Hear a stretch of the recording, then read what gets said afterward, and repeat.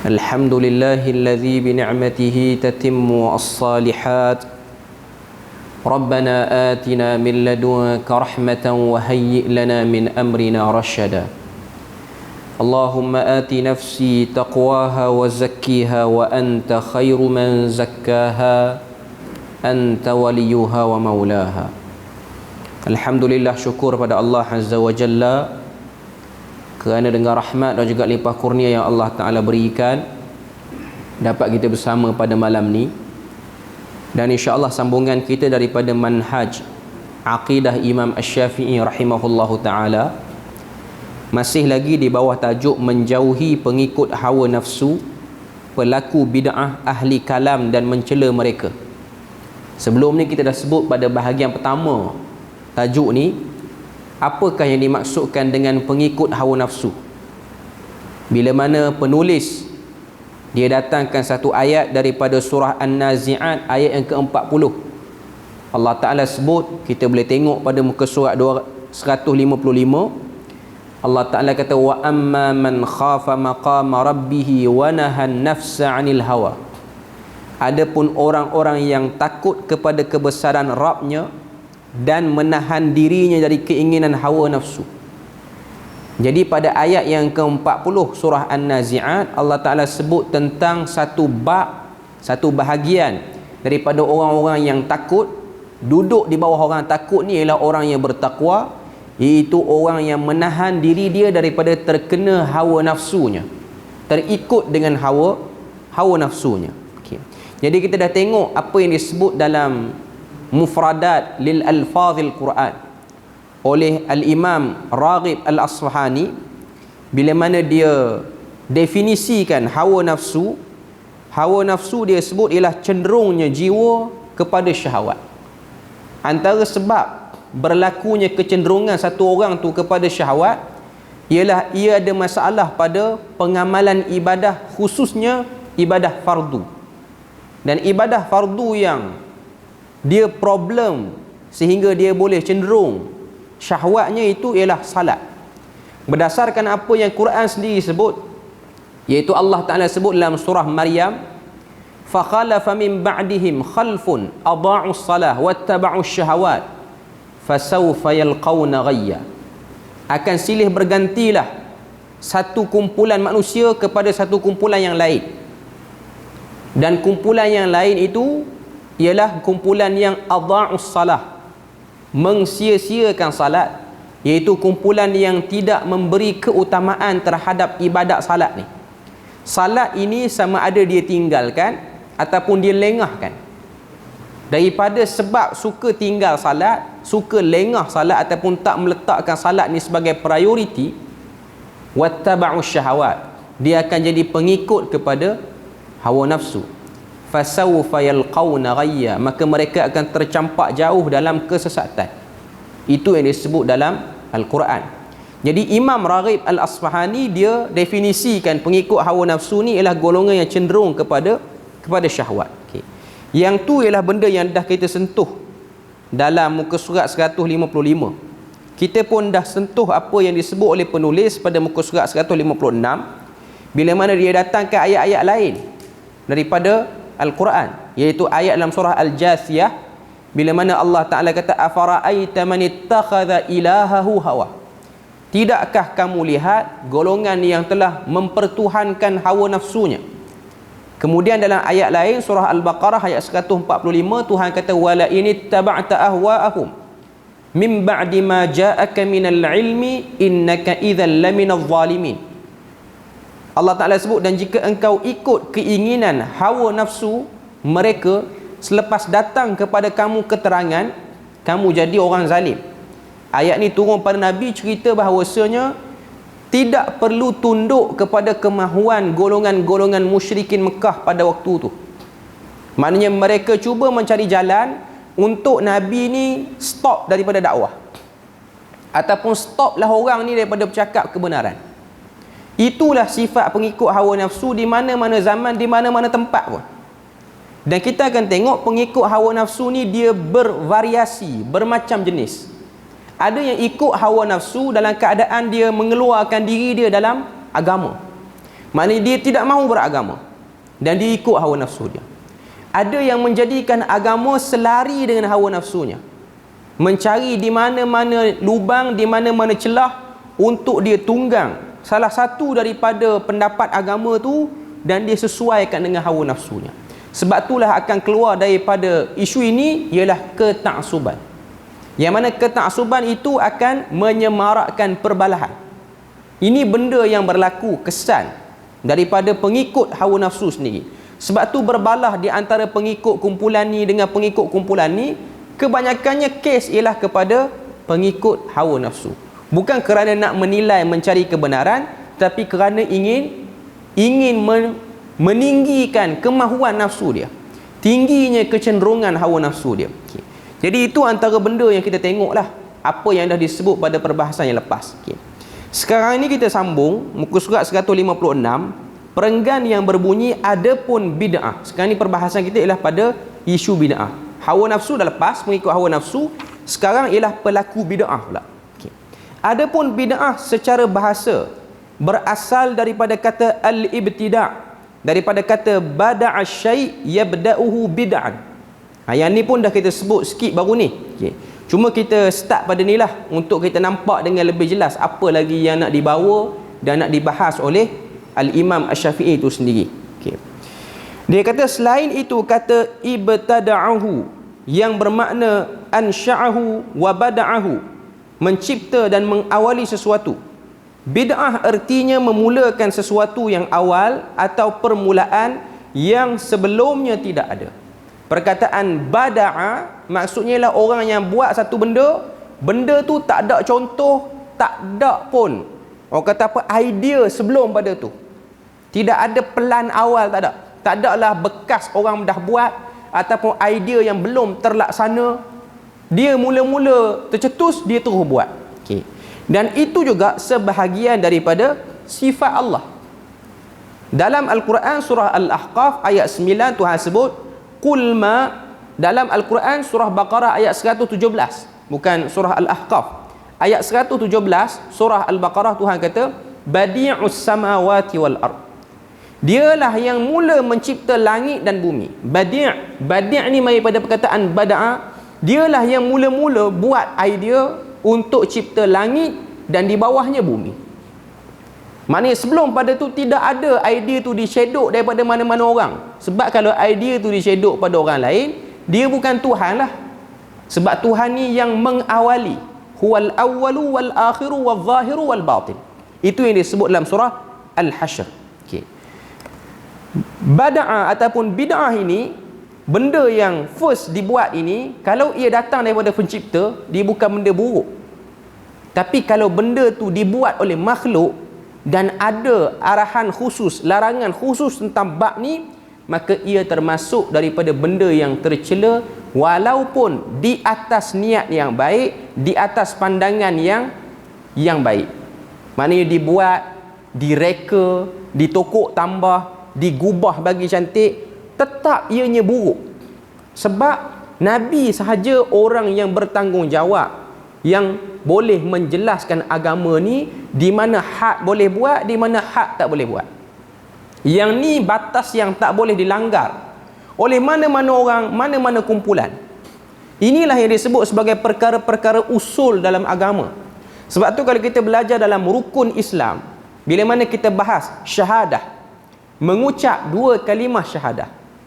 Kalau kita tengok dalam hadis Jibril, bila mana Jibril dia datang menyerupai manusia dengan pakaian putihnya, datang dengan rambut yang hitam kemas bersikatnya, datang dalam keadaan tidak ada kesan permusafiran, datang jumpa Nabi, duduk dekat dengan Nabi, tanya soalan pada Nabi. Antara soalan yang dia tanya, mal Islam, apakah Islam? Nabi pun jawab, antashhadu an la ilaha illallah wa anna Muhammadar Rasulullah. Dia bukan hanya sebut, tapi dia ada perintah selepas daripada sebut, faham selepas pada sebut. Bukan selepas sebut, waktu nak sebut tu pun dia dah kena faham apa yang aku nak sebut ni. La ilaha illallah Muhammadur Rasulullah. Sebab itulah kumpulan-kumpulan sesat, dia akan mula melakukan kesesatan pada kalimah awal ni dulu. Sebab tu kalau tuan-tuan tengok kelompok batiniyah, ajaran ilmu hakikat, dia akan pesongkan pada yang ni dulu. Sebab tu antara tanda penyelewengan dalam agama ialah memberi makna lain dalam syahadah. Makna yang kita duk faham, yang kita duk selalu dengar dalam kalimah syahadah ni ialah la ilaha illallah, tiada Tuhan yang berhak disembah melainkan Allah. Disembah, diagungi, dihormati, dipuja. Itu maksud ilah. Mafhumul ilah. Memahami perkataan ilah. Sebab tu Abu Talib dia tak mau sebut bila mana Nabi suruh dia sebut. Sebab Abu Talib tahu kesan daripada sebut ni apa yang dia akan kena selepas orang tahu dia sebut benda tu. Sebab dia sedang menafikan kekuasaan yang ada pada semua berhala yang di sekeliling Kaabah. Dan benda itu akan kontradik dengan kefahaman majmuk ataupun orang ramai pada waktu itu.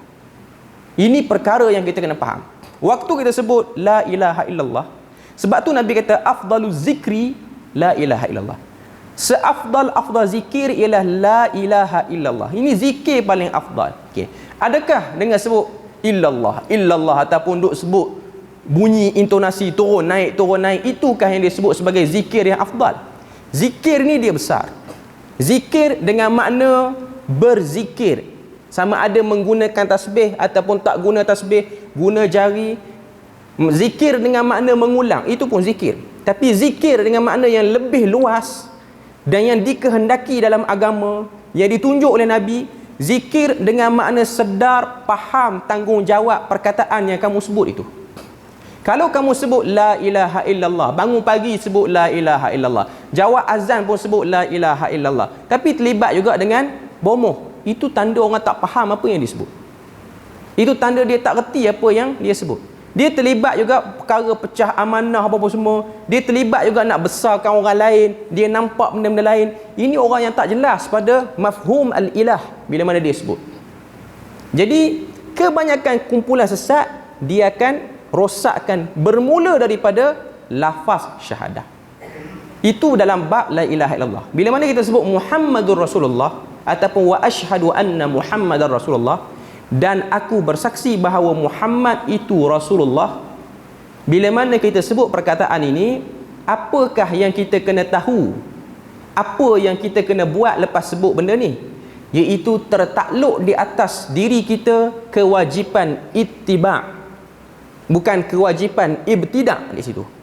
Ittiba', ikut, tanpa ada ragu, tanpa ada rasa ralat, tanpa ada rasa nak persoalkan. Apa relevan aku ikut ini? Sebab apa? Sebab Tuhan yang dah kamu kata kamu nak sembah tu, dia yang hantar Rasul ini. Jadi kamu tak boleh argue. Kalau kamu argue pada Rasul, makna kamu argue juga pada Allah Azza wa Jalla. Maknanya penentangan pada Rasul ialah penentangan kepada Allah Azza wa Jalla. Dalam bab la ilaha illallah, kita sebut ini ialah perkara tentang tauhid. Dalam bab wa asyhadu anna Muhammadar Rasulullah ataupun Muhammad Rasulullah, ianya ialah berkaitan dengan pertembungan antara sunnah dan bid'ah. Dalam la ilaha illallah, pertembungan antara tauhid dan syirik. Syirik dan bid'ah, dua-dua benda ni bahaya. Dan kebiasaannya pengikut hawa nafsu dia tu, dia nak menjurus pada dua jalan ini. Dia nak pergi ke jalan syirik ataupun dia nak pergi ke jalan bid'ah. Dan kedua-duanya ada ancaman. Syirik jelas, Allah Ta'ala sebut tentang bahaya syirik. Bid'ah pun disebut dalam Al-Quran, tapi dia tak disebut secara terperinci. Banyak disebut dalam hadis. Sebab tu golongan yang nak menormaliskan bid'ah, dia akan buat serangan juga pada hadis Nabi. Sebab tu dia kata hadis ni kena terjemah macam ni, kena faham macam ni. Biasanya serangan-serangan akan menghala ke arah itu. Sebab tu kalau tengok golongan ilmu hakikat, dia terjemah apa? Kalimah syahadah. Kalau kita buka buku Hakikat Insan Haji Ahmad Laksmana yang dah difatwa sesat tahun 1985 lagi dah difatwakan sesat, cuma dikeluarkan pengharamannya itu pada tahun 1996 kalau saya tak silap oleh Kementerian Dalam Negeri. Okay. Dalam tu dia terjemahkan kalimah syahadah ni dengan terjemahan yang jauh beza. Kalau kita dengar maksud syahadah yang dia sebut, maka kita akan tahu bahawasanya kalau orang pegang macam yang dia pegang, maka orang tak akan nampak lagi beza antara tauhid syirik, sunnah bid'ah. Dia akan hancur. Kedua-duanya akan hancur. Sebab tu kita akan tengok dia orang akan terjemah la ilaha illallah ataupun asyhadu an la ilaha illallah, maksudnya aku bersaksi bahawa Tuhan dan aku ialah sesuatu yang berhak disembah ataupun diagungi. Lebih kurang macam itulah. Maknanya Tuhan dan aku. Dan dia pergi dekat wa asyhadu anna Muhammadar Rasulullah, dan aku bersaksi bahawa Muhammad itu ialah diri aku. Dia tak terjemah Muhammad Rasulullah. Sebab dia orang ada konsep dalam kefahaman dia orang, Muhammad itu ialah bukan Muhammad yang zahir di Mekah tu. Muhammad tu ialah diri kita yang disebut dengan nama Muhammad Tajalli. Sebab tu dia akan rosakkan di syahadah dulu. Bila mana sebut Muhammad Tajalli, tidak adalah konsep sunnah bid'ah. Hancur dah situ tu. Dah selesai dah. Okay. Bila mana sebut Allah dan aku sama, tidak ada lagi konsep ilah. Sebab situ akan ada syncretism. Kalau orang belajar dalam teologi lah, dia akan ada unsur kita zat Tuhan, Tuhan pun zat kita, sama. Jadi tidak ada lagi isu nak sembah yang tu sembah yang. Sebab tu dia akan pergi kepada pluralism. Semua agama ni sama, cuma panggil Tuhan je lain-lain. Hindu pun sembah Allah Ta'ala, dia boleh pergi ke arah tu.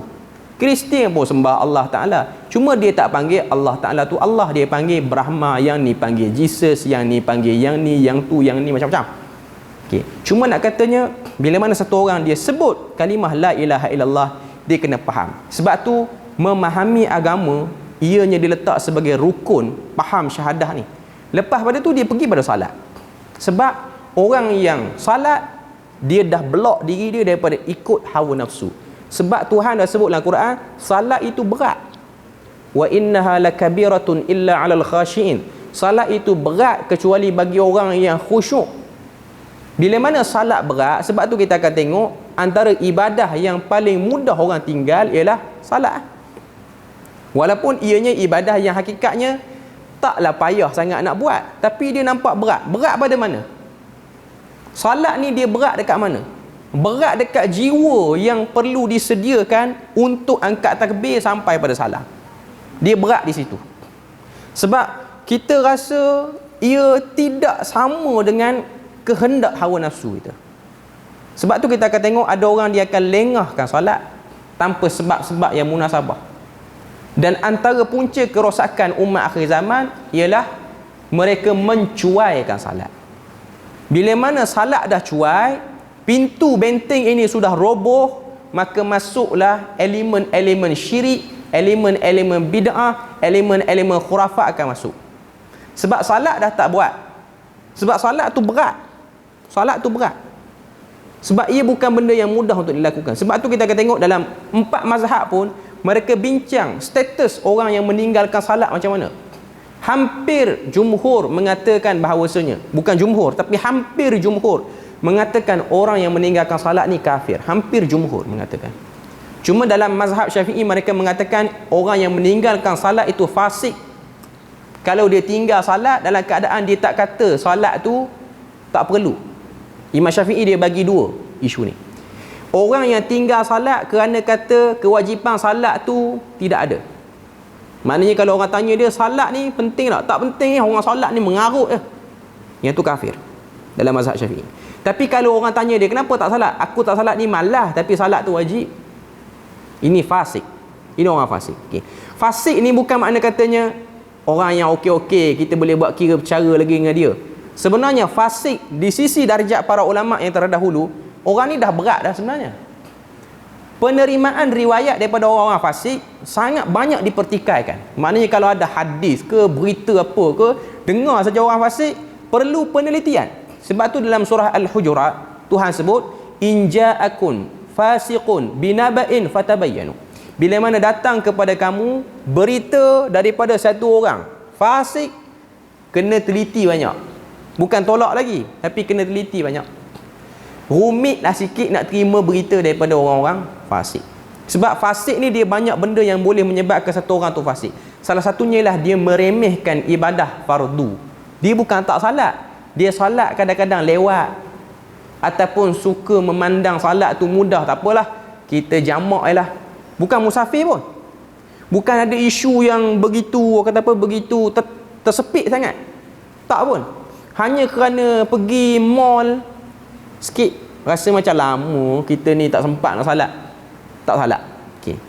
Ini juga antara benda yang boleh menyebabkan satu orang tu jatuh ke dalam kefasikan, dan ianya ialah satu part yang agak berat kalau satu orang tu jatuh dalam bab ni. Okey. Balik semula pada buku kita ni, bila mana menyebut tentang bid'ah ini, bid'ah maksudnya ialah buat satu benda yang tidak ada contoh. Okey. Kita tengok muka surat 157. Perenggan bid'ah menurut istilah ialah cara baru dalam agama yang belum ada contohnya, yang menyerupai syariat dan tujuan dijalankannya untuk menambah dalam beribadah kepada Allah Azza wa Jalla. Yang ni yang disebut oleh Asy-Syatibi dalam kitab dia Al-I'tisam. Maknanya satu cara baru dalam agama yang belum ada contoh, yang dibuat menyerupai syariat. Maksud menyerupai syariat ni ialah bila mana kita tinggalkan benda ni, orang akan pandang kita semacam. Maksudnya dia bid'ah, dia tak ada pun zaman Nabi, cuma kita tinggal, orang akan tengok semacam. Kita akan dipandang dengan pandangan yang negatif, seakan-akan orang yang telah mengurangkan agama, sedangkan dia bukan pada agama pun asalnya. Okey. Dan tujuan dibuat itu ialah untuk menambah jalan dalam beribadah kepada Allah Ta'ala. Dan memang orang yang buat bid'ah ini ialah orang yang sedang fikir apa cara untuk bagi dekat dengan Allah Azza wa Jalla. Dia bukan sedang fikir untuk kepentingan diri dia. Jadi ini ancaman yang lebih bahaya. Walaupun orang kata syirik tu bahaya, ya betul, syirik tu memang bahaya. Syirik pun ada bahagian-bahagian yang mengelirukan, tapi bid'ah dia lebih rumit dan ianya lebih mudah untuk mengelirukan orang Islam. Sebab itulah banyak Nabi beri peringatan, dan para ulama yang dikatakan agak ringan dalam bab bid'ah pun, mereka kadang-kadang keras dalam setengah-setengah amalan yang dilihatnya tidak ada sandaran dalam agama. Contoh Imam An-Nawawi. Orang kata Imam Nawawi ni taklah keras sangat dalam bab bid'ah, tapi dalam ibadah-ibadah yang tidak ada sandaran, tidak ada wajah asal daripada hadis sahih dia tentang habis-habisan. Antaranya ialah pengamalan salat raghaib dalam bulan Rejab pada Jumaat pertama. Walaupun mungkin sekarang orang tak buat, tapi masih lagi ada orang yang nak kempen kepada benda ni. Orang yang nak kempen kepada perkara ni. Imam An-Nawawi menyebut dengan jelas terang tentang amalan ini. Kalau tak silap dia sebut dalam Al-Minhaj, syarah kepada Sahih Muslim. Kalau tak pun dalam Al-Majmu' syarah Muhadzab. Sama juga dengan amalan membaca surah tertentu pada salat tarawih pada malam-malam tertentu. Itu pun disebut dengan jelas oleh Al-Imam An-Nawawi. Antaranya amalan yang dia tengok dengan mata kepala dia waktu dia berada di Syam, di Syria pada waktu itu, ialah pada 17 Ramadan, rakaat salat tarawih ni baca surah Al-An'am satu rakaat habis. Sebab percaya pada malam itulah turunnya surah Al-An'am secara keseluruhan. Okey. Tentang riwayat turunnya surah Al-An'am pada malam nuzulil Quran itu, ada perbahasan dia. Ada yang mensahihkan hadis itu. Okey. Cuma kerana turunnya surah tu, pergi baca surah tu dalam salat tarawih, dan tak baca surah tu dalam salat tarawih pada malam 17, dipandang seakan-akan orang tu buat salah yang sangat fatal. Maknanya kalau imam tu dia baca surah lain, dia dilihat sebagai orang yang telah melakukan penambahan ataupun pengurangan dalam agama. Itu yang jadi masalah. Macam sebahagian orang kita lah, bila mana dia selalu duk baca surah apa nama ni, surah Sajdah dengan Al-Insan pada hari Jumaat, kalau dia tak buat sekali, dia rasa macam salat Jumaat hari tu tak sama macam salat Jumaat pula. Salat subuh hari tu tak sama macam salat subuh hari lain.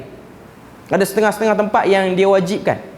Bukan dia tak wajib, cuma selalu duk buat macam tu. Mungkin imam dulu pun buat macam tu, meninggal imam tu, naik imam baru.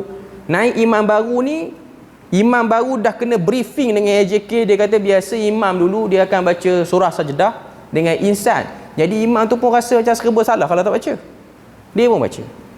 Dia baca sampai dia meninggal, naik anak dia jadi imam. Orang beritahu macam tu juga. Jadi dia nak ubah tu agak pelik dan orang akan pandang pelik. Ada masjid-masjid yang wajib kan? Bukan diperlih lah, maknanya setengah-setengah tempat mungkin ada yang wajib kan. Bagi saya benda tu tak salah kalau kita nak buat, tapi janganlah buat secara tiap-tiap minggu, sebab bukan Nabi buat secara tiap-tiap minggu pun.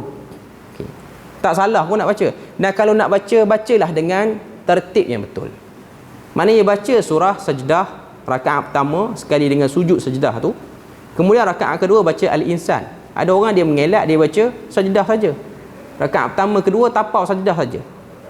Tambah pula sekarang subuh lewat kan. Subuh lewat lagi ramai mengelak. Tinggal 2-3 ayat, ingat kita tak perasan. Okay. Saya tahu sebab saya pun jadi imam di masjid saya ni, saya tak baca sangat sebab hari Jumaat di Perlis ni hari orang kerja. Saya tengok setiap kali saya sudah sembahyang, saya tengok ada orang yang pakai baju kerja dah mari sembahyang subuh tu. Maknanya dia orang agak rush. Tambah pula nanti sekolah buka, nak berebut pula depan tu pintu sekolah lagi, nak beli makanan lagi dekat anak. Ini fake yang perlu dilihat juga oleh satu orang imam tu lah. Melainkan masjid tu memang tak ada orang bekerja datang, orang pencing saja yang memang akan duduk masjid tu sampai pukul 12 tengah hari, tunggu sekali dengan sembahyang Jumaat, tak apalah dia nak buat apa. Imam pun tak ada kerja, dia boleh buat. Okay. Cuma ini fake sebab benda tu dilarang juga oleh Nabi. Sebab tu Nabi tidak memberatkan pada semua benda ni. Okay. Dia tak jadi, asal ni dia tak bid'ah. Tapi kalau dia duk buat selalu, dia akan boleh pergi ke arah tu. Dia boleh pergi ke arah tu. Saya ingat dulu waktu saya di Terengganu ni ada masjid. Sebab Terengganu hari Jumaat dia buat kuliah subuh sebab hari Jumaat cuti. Macam kita Sabtu dengan Ahad. Okay. Bila mana dia orang buat kuliah subuh, okay, kadang-kadang imam dia tak datang. Imam pun akal banyak juga, dia tahu ada kuliah dia tak datang. Sebab dia nak suruh ustaz yang kuliah tu jadi imam. Okay. Dia setengah-setengah ustaz, dia pandai kuliah, dia tak pandai jadi imam. Bukan tak pandai, dia tahu suara dia kadar macam mana. Ada ustaz dia okey dia imam sebab dia memang imam pun. Dia kuliah tu dia boleh. Ada ustaz-ustaz yang kawan-kawan saya, dia ceramah ni suara kuat lah, jadi imam suara jadi kecil. Tak berapa nak keluar jadi imam. Okay. Sebab dia bukan imam, dia sedap duk komen imam. Okay. Suruh dia jadi imam, dia tak boleh naik. Okay. Jadi dia duk mengadu lah. Sebab masjid tu saya mengajar juga. Okay. Dia kata yang beritahu sikit lah, imam ni sebab allowance kerajaan negeri, allowance di Terengganu dia lain sikit pada Perlis, dia ada tambahan sikit pada kerajaan negeri. Jadi gaji imam tu mahal sikit lah. Okay. Jadi gaji imam tu agak setimpal dengan kerja tu lah. Okay. Bukan nak kata yang Perlis kurang setimpal, tapi itu inisiatif negeri masing-masing. Okay. Jadi allowance dia ambil, bukan dia bagi, bukan dia kata dah kepada AJK masjid, allowance saya hari Jumaat tu tolaklah RM20 bagi kat ustaz. Dia tak kata, dia pun tapau habis akhir bulan. Sebab dia dah beli kereta, memang kereta tu harga RM1,200, allowance imam RM1,100, dia sendiri kena tambah pula RM100. Kalau dia bagi dekat ustaz, kurang dia nak bayar installment kereta dia. Sebab kebanyakan imam-imam ni memang dijadikan allowance tu untuk bayar kereta, bayar rumah pun. Ni kadang-kadang. Okay. Cuma nak katanya dia suruh ustaz tu jadi imam. Okay. Saya pun tahu, saya faham sebab kita pun kuliah. Ustaz kadang-kadang datang jauh. Dia nak prepare dalam kepala dia yang dia nak kuliah. Lepas tu dia nak ingat pula surah Sajdah dengan surah Al-Insan tu. Sebab tu kita akan tengok dia duk baca, akhirnya dia blur, dia terbaca hadis Nabi dalam sembahyang. Sebab dia duk teringat hadis tu nak syarah dalam kuliah nanti. Saya jadi macam tu sebab saya pernah terserempak dengan ustaz. Lepas kuliah tu saya tegur lah ustaz tu. Saya kata, ustaz tadi baca hadis kursi tu. Dia kata nak buat macam mana? Saya kalut, dia kata dah masjid jauh dengan rumah apa semua, bawa kereta tu duk teringat dengan ayat ni, duk teringat ayat ni. Jadi janganlah beratkan orang macam tu. Okey. Jadi kalau dah ada imam, bagilah imam tu naik. Bagilah imam tu bertugas. Kalau imam tu nak cabut waktu tak kuliah, tak apalah dia nak cabut pun. Tapi waktu dia bertugas tu dia bertugas lah. Jangan bebankan ustaz yang berkuliah tu sampai 2 kali. Okey. Bagi setengah-setengah tempat lah. Maknanya masjidnya. Kalau rumah ustaz tu betul-betul sebelah masjid, tu bab lain. Okey. Cuma nak katanya kadang-kadang kesian. Hatta benda-benda macam ni, dia boleh menyebabkan kawan tu bawa kereta salah lain tu. Benda ni agak bahaya sebenarnya. Dia memberi kesan juga. Okay. Jadi kerana nakkan benda tu, dia jadi macam tu lah. Bila mana orang tak biasa jadi imam, tempoh dia solat, dia akan jadi lama sikit pada orang yang biasa jadi imam. Sebab dia nak ingat ayat tu. Semayang dah panjang, lepas ni kuliah pula. Okay. Kuliah pula biasa subuh ni tak lama lah, 40 ke sejam. Tengah-tengah ustaz yang banyak modal ni boleh pergi pada sejam. Okay. Cuma nak katanya bahawasanya ianya memberatkan orang. Sebenarnya tak perlu pun seperti itu. Maknanya kalau dah buat 2 minggu lagi bolehlah pergi ke surah lain. Hatta kalau kita pergi semayang di Masjidil Haram pun dia tak buat tiap-tiap minggu. Tapi setengah orang dia tak terima sebab Masjidil Haram ni dia dah kata imam-imam dia ni Geng W semua jadi tak sah semayang situ. Ada orang yang pergi buat umrah semayang dalam hotel pun, subuh semayang dalam hotel. Ini perangai yang tak bagus sebenarnya. Hatta orang yang pro kepada sunnah pun kadang-kadang dia over juga. Saya pernah jumpa satu orang, dia tak hafal surah Sajdah dengan insan sebab dia rasa baca surah Sajdah dengan insan tiap-tiap minggu tu bid'ah, jadi dia tak hafal. Tu pun tak kena. Hafal lah surah tu. Surah tu kena hafal. Menghafal tidak bid'ah. Yang menjadi bid'ahnya bila mana kita duk buat benda tu secara continuously dan kita telah menyebabkan berlakunya kefahaman orang benda tu wajib. Benda tu wajib. Jadi itu benda yang kita kena faham. Maksud bid'ah dari segi istilah. Sebab tu benda ni lah yang kita duk ulang selalu banyak kali. Dan saya yakin walaupun saya duk ulang di sini, masih ada lagi orang yang tak akan faham dalam bab bid'ah. Kerana apa? Kerana dia tidak mahu faham dalam bab ni. Bukan kerana maklumat tu payah nak cari zaman sekarang, tapi tak mahu faham. Sebab tu kita akan tengok bila mana dia tengok ustaz tu duk ulah bab bid'ah, dia pun komen bawah tu. Tengok ustaz tu pun pakai mikrofon. Bukankah itu bid'ah? Tengok perbahasan yang saya duk rasa dah tahun 2025 mesti tak ada dah perbahasan ni. Tak, 2030 pun ada orang bercakap. Sebab memang orang-orang yang tak cerdik secara pilihan, dia akan kekal dalam tu. Sebab tak cerdik ni kita yang pilih.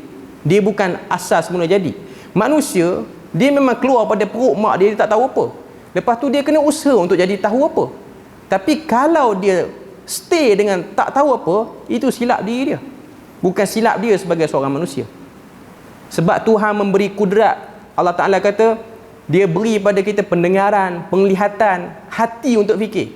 Maknanya ini semua alat-alat panca indera untuk faham, untuk dengar maklumat, teliti maklumat tu, buat perbandingan, dan dia akan faham apa sebenarnya orang duk bincang. Orang bincang di mana, orang bercakap bahagian mana, orang dah letak hak dia sini, habis dia sini. Orang tak bincang dah luar pada tu.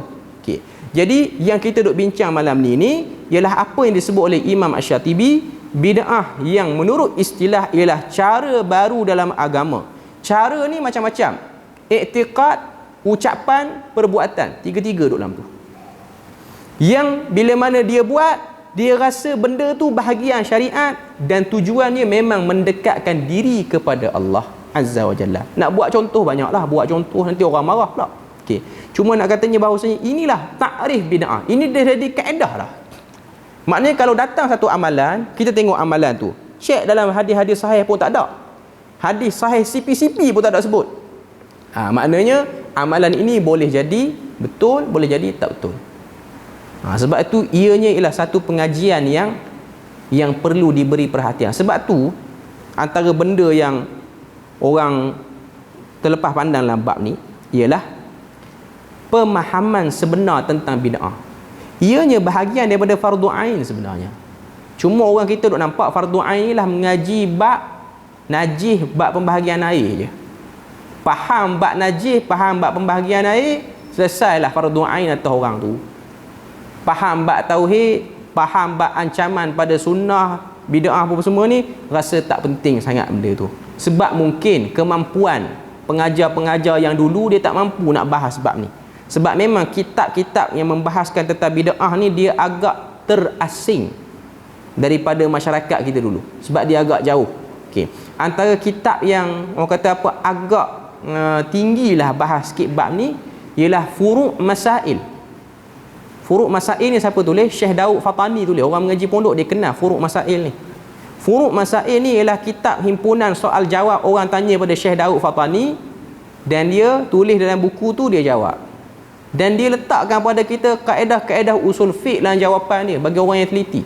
Cuma biasa orang akan belajar kitab Syekh Daud Fatani ni ialah Muniyatul Musalli sahaja di masjid surau lah. Furu' Masail ni orang tak bahas sebab orang rasa ianya lebih pada rujukan. Ia bukan buku untuk kita bincang cari kulit ke kulit. Sama juga dengan kitab Baharul Mazi oleh Syekh Idris Marbawi. Walaupun Syekh Idris Marbawi ni dia pun sebut jugalah tentang kelompok Wahabi secara negatif. Dia ada sebut dalam buku dia. Mungkin kerana kedatangan maklumat tu agak sukar pada zaman itu. Okey.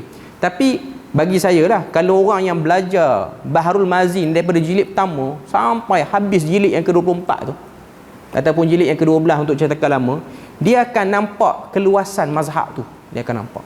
Sebab buku kitab Bahrul Mazi ni antara kitab yang bahas bab mazhab khususnya dalam ibadah sangat luas, dan bahasa yang digunakan oleh Syekh Idris Marbawi ialah bahasa Melayu yang dipercakapkan di tanah Melayu. Dia bukan guna bahasa style Fatani dalam kitab-kitab Fatani, bukan. Bahasa Melayu betul. Sebab tu kita akan tengok bila mana dia sebut benda-benda yang berkaitan dengan dalam kain ni kemaluan, dia guna perkataan direct. Dia tak guna perkataan lapik-lapik, tak ada. Dia memang guna bahasa tu, tak nak sebutlah perkataan tu. Tak berapa elok sangat sebut benda-benda macam tu. Cuma kalau tuan-tuan baca, tuan-tuan akan tengok dia sebut betul. Dan saya tak rasa ramai ustaz boleh sebut, sebab nak sampai bab tu pun berapa tahun. Kitab Bahrul Mazi ni tebal dan dia banyak jilid. Dan kalau orang nak kuliahkan Bahrul Mazi ni, dia tak padan seminggu sekali. Dia kena kuliah seminggu 4 kali. Sehari je cuti. Baru kita akan dapat tengok Bahrul Mazi tu secara keseluruhan. Dia perlukan takhasusi lah, maknanya orang yang join secara berterusan. Kalau dia duduk dalam kuliah maghrib ni, dia tak berapa tak berapa boleh bahas dalam sangat. Dia perlukan kepada kuliah yang berterusan. Maknanya Bahrul Mazi ni nak kena buat cara daurah, kena buat kuliah duha untuk kitab tu, kuliah subuh untuk kitab tu, lepas asar untuk kitab tu, maghrib untuk kitab tu, lepas isyak rapat sampai pukul 12 untuk kitab tu. Baru orang tu akan nampak apa isi. Hakikatnya orang Melayu ni ada keluasan ilmu tu sendiri. Okay. Tidaklah diragukan lagi bahawa ilmu kalam termasuk bid'ah dalam agama. Oleh kerana itu, pada pembahasan tentang dasar keempat ini, kami menyebutkan ahli kalam bersama dengan pengikut hawa nafsu dan pelaku bid'ah. Maknanya dia rangkum sekali pengikut hawa nafsu, pelaku bid'ah dan juga orang yang terjebak dengan ahli kalam. Itu untuk mengingatkan sidang pembaca. Selain itu, kerana tidak sedikit dari pelajar atau mahasiswa yang terjebak ke dalamnya sehingga mereka menganggapnya bahagian dari agama dan meninggalkan nas-nas daripada Alkitab dan Sunnah. Muka surat 157, tidak diragukan lagi bahawa ibtida', iaitu melakukan bid'ah itu bertentangan dengan ittiba', iaitu mengikut ataupun mencontohi, yang hukumnya adalah wajib. Penulis telah menjelaskan bahawa mazhab Ahlus Sunnah wal Jamaah mewajibkan ittiba' kepada Rasul dan mengharamkan bid'ah serta mencela pelakunya. Muka surat 158. Yang ni pun kita dah ada sebut sikit minggu lepas. Okay.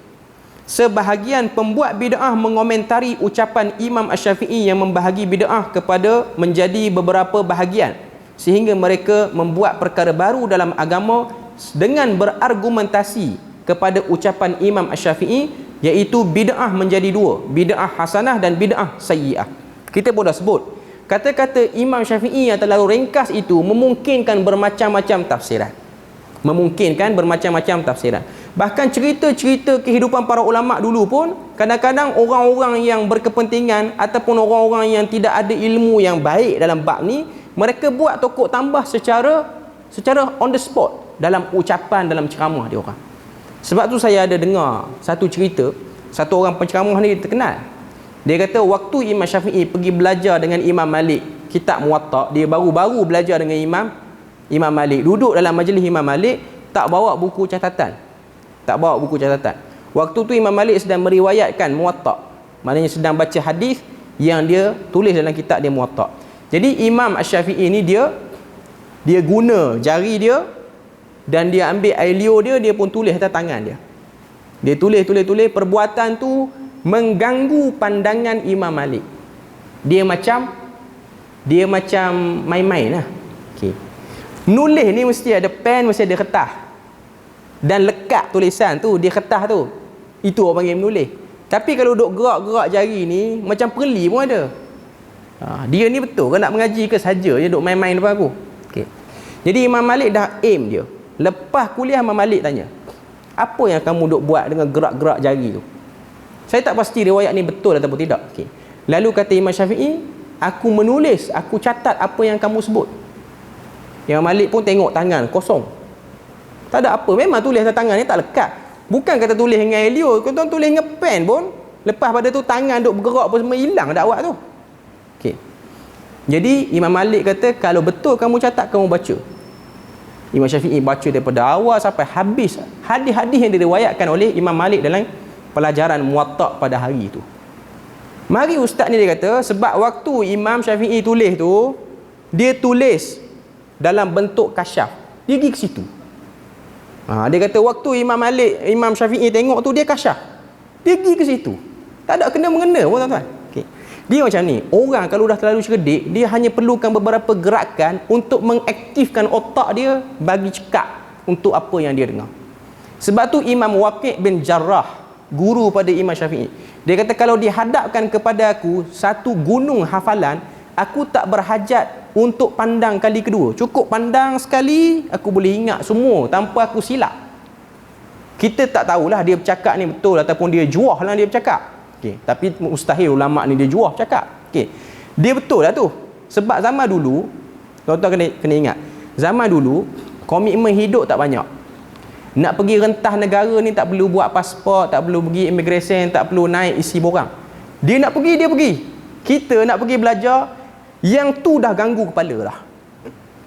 Lepas tu duduk dalam majlis ilmu, kosong. Dia orang ni orang yang kosong. Dia orang tak perlu fikir, serabutnya aku, hujung bulan ni nak bayar kereta, nak bayar rumah. Tu yang jadi tengok muka ustaz macam muka selit gaji pun. Okay. Jadi dia ganggu. Zaman dulu benda tu tak ada. Sebab tu otak ni dia segar, dia boleh guna seluruhnya untuk mengingat fakta.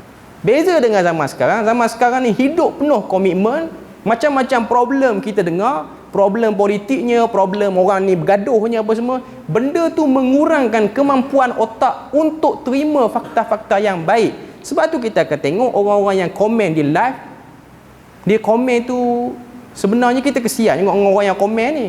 Mungkin dia fikir banyak benda, dia komen tu macam komen lepaskan satu benda daripada diri dia.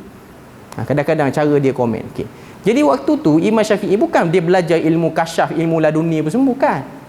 Memang dia dah asal cerdik. Sebab orang-orang cerdik ni dia just hanya perlukan beberapa pergerakan untuk bagi dia aktif otak dia. Sebab saya ada beberapa orang kawan yang belajar waktu duk hafal Quran dulu, dia ada budak-budak yang memang dah sedia cerdik. Dia tak perlu hafal Quran macam orang lain hafal bersungguh apa semua. Tuhan bagi pada dia mauhibah, memang cerdik betul. Kawan saya senior, hari-hari makan Maggi ni, hari-hari makan Maggi. Dia makan Maggi hari-hari tuan. Tidak ada hari yang saya pergi bilik dia melainkan bau Maggi bilik dia. Tapi dialah wakil Malaysia dalam majlis hafazan Al-Quran peringkat antarabangsa. Yang makan kurma, yang makan madu, yang tu muka kena denda hari-hari. Yang tu yang tak ingat Quran. Okay. Yang tu dengan air semayang hajaknya, dengan air 7 kolahnya, tak ingat Quran. Dia dengan makan Maggi, dengan main game, ingat jadi wakil sampai ke mana-mana dah pun. Sebab itu ialah pilihan Tuhan.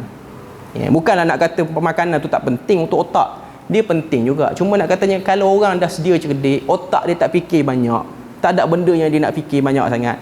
Jadi ruang kosong banyak dalam otak, dia akan menyebabkan dia punya kecekapan otak dia tu tinggi. Macam budak-budak kecil kalau tuan-tuan tengok, dia boleh ingat lama. Sebab apa? Sebab dia tak kena komitmen hidup. Dia tak perlu fikir bil elektrik tinggi ke, bil air mahal ke, bukan kerja dia. Dia pergi sekolah kasut tak basuh ke, bukan masalah dia. Baju tak gosok, bukan masalah dia. Sebab hidup dia bukan nak jaga personality, bukan nak cari duit. Hidup dia ialah untuk hidup, dia jumpa kawan apa semua, itu saja. Sebab tu kalau dia diberi untuk ingat sesuatu, dia boleh ingat lama. Itu antara perbezaan. Tak ada kena-mengena dengan ilmu kasyaf, ilmu laduni. Tapi nak kata ustaz tu dia punya goreng, punya sedap, dia pergi ke arah tu. Okay, jadi itu benda yang kita boleh tengok. Kita beri laluan azan dulu.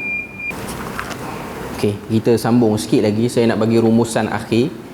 Seterusnya kita akan tengok pada kali yang akan datang lah pandangan Imam Syafi'i tentang penyaksian orang yang mengikut hawa nafsu dan pelaku ahli bid'ah.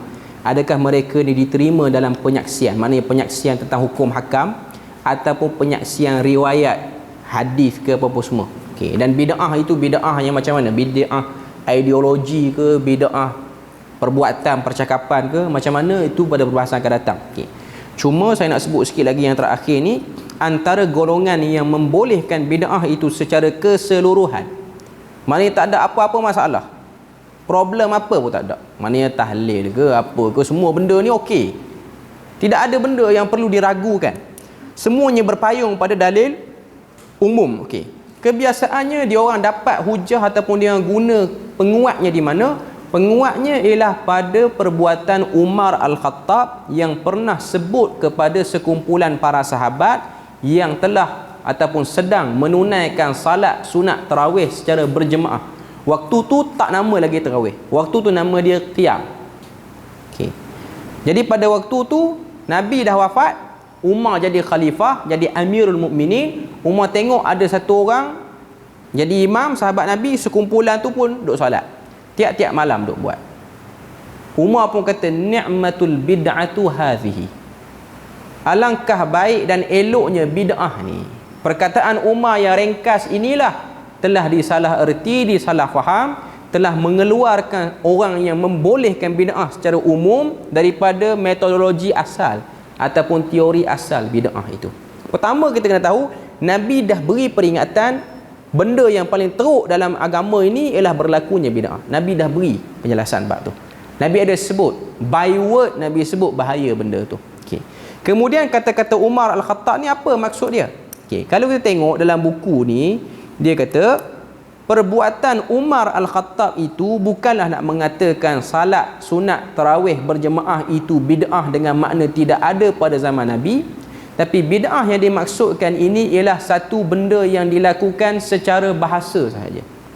Maknanya benda tu disebut atas nama bahasa, bukan atas nama perlakuan syariat. Maknanya Umar sebut dengan cara macam tu sebab Umar tengok benda tu elok, dan kita pun tahu dalam hadis-hadis yang diriwayatkan oleh Imam Muslim, Nabi ni memang duk buat dah pun salat sunat qiyam Ramadan secara berjemaah dengan para sahabat. Memang Nabi duk buat dah. Bukan Nabi tak pernah buat, bukan Nabi buat di rumah seorang-seorang. Cuma Nabi tak buat secara tiap-tiap malam. Sebab Nabi nak mengisyaratkan kepada sunatnya amalan itu. Dia tak wajib dari segi hukum fiqhnya. Kalau Nabi buat tiap-tiap malam, maka ia akan menimbulkan fahaman dalam kalangan para sahabat, ianya wajib dan tak boleh ditinggalkan. Jadi untuk meneruskan semangat melakukan ibadah, menghidupkan ibadah di bulan Ramadan, dia orang buat tiap-tiap malam. Walaupun benda tu tak dilakukan oleh Nabi secara tiap-tiap malam. Okey. Sebenarnya yang buat tiap-tiap malam itu kalau kita tengok pun, ianya bertukar jemaahnya. Maknanya orang kata apa? Orang yang mengikuti salat jemaah qiyam itu, mereka kadang-kadang salat juga di rumah dia orang. Maknanya cuma bilangan tu dia steady. Malam ni pun 40, malam esok pun 40. Tapi 40 yang semalam, malam ni bukan 40 yang semalam. Boleh jadi orang yang tak datang semalam dia datang balik. Okey. Jadi itu bilangan yang sentiasa ada sebab dia orang ikut macam mana Nabi tunjukkan.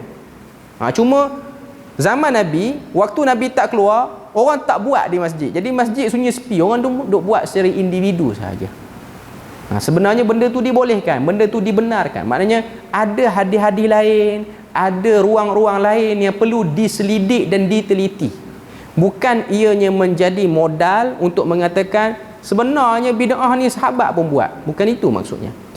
Maksudnya lain. Dan yang paling selamat yang dah saya sebut sebelum-sebelum ni pun, banyak kali dah kita sebut, bila mana benda tu Nabi tak buat, Nabi tak tunjukkan, yang mana lebih elok kita buat atau kita tak buat. Tak nak kata lagi benda yang kita buat tu salah, tapi nak cakap dari segi seorang Muslim yang nak ikut Nabi. Bila mana dia nak ikut Nabi, biasanya dia akan ikut apa yang orang yang dia suka tu buat. Orang yang dia suka tu tak buat, dia tak ikut lah. Ini ialah manifestasi orang yang cinta Nabi. Sebab tu para sahabat, dia akan buat apa yang Nabi buat. Hatta pada benda-benda yang tidak duduk atas dasar syariat pun. Nabi lalu kawasan ni, Nabi tunduk sebab ada pokok. Lepas pada Nabi wafat, pokok pun dah tak ada, orang dah tebang dah pun, tunduk jugalah sampai situ. Itu manifestasi cinta Nabi. Okey. Tapi dia orang nak buat lebih daripada apa yang Nabi buat, Nabi tunjukkan, dia orang tak akan buat. Jadi tunjuk pada kita perlakuan sahabat, sahabat akan buat semua yang Nabi buat. Dan dia orang sangat berhati-hati pada apa yang Nabi tak buat. Bukan dia orang tak buat langsung, cuma dia orang berhati-hati, dia orang timbang tara di antara maslahah dan mafsadah, di antara apa yang Nabi suruh dan apa yang Nabi larang tu, adakah ianya bersifat bertempuh ataupun tidak. Sebab tu kita akan tengok Saya tak ingat riwayat ni siapa, sahabat mana buat. Okey. Dia arahkan, tapi sahabat ni dia dah lama lepas Nabi wafat. Dia arahkan untuk pokok tu ditebang di satu kawasan. Lepas tu ada seorang sahabat kata, bukankah kamu tak pernah dengar, bukankah kita pernah dengar Nabi melarang kita tebang pokok? Sebab potong pokok secara tiba-tiba ni dilarang. Tak boleh kita potong pokok saja-saja potong, tak ada sebab pun. Tak ganggu jalan orang, elok je pokok tu, tak ada bahaya pada orang, kita pun tebang. Benda tu dilarang. Bahkan Nabi kata Allah Ta'ala akan hadapkan muka orang yang tebang pokok mengarut ni ke arah api neraka. Ancaman tu. Okey. Sahabat tu suruh tebang. Sahabat tu gubernur kalau saya tak silap. Lalu sahabat yang seorang lagi kata, kenapa kamu potong sedangkan Nabi larang? Dia kata, Nabi suruh kita jangan potong pokok kerana dulu pokok ini menjadi tempat persinggahan dan rehat orang-orang yang bermusafir. Zaman aku dah buat wakaf elok dah. Dia orang boleh duduk situ. Kalau pokok ni ganggu orang, potong.